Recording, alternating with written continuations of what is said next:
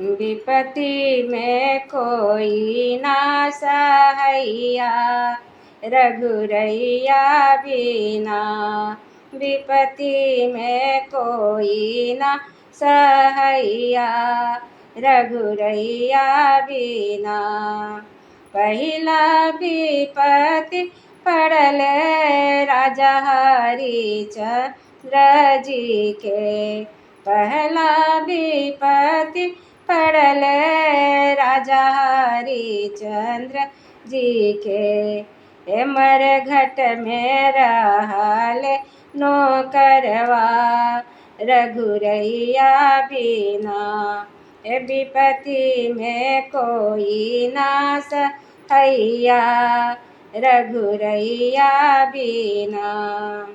दूसरा विपत्ति पड़ले राजा दशरथ जी के। दूसरा विपत्ति पड़ले राजा दशरथ जी के। पुत्र बिना ते जलन परनवा, रघुरैया बिना।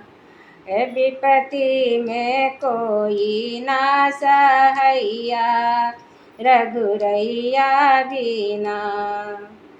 तीसरा विपत्ति पड़ले द्रौपदी जी के। सभा बीचे चीर के खींचैया, रघुरैया बिना। सभा बीचे चीर के खींचैया, रघुरैया बिना। विपत्ति में कोई ना सहैया, रघुरैया बिना।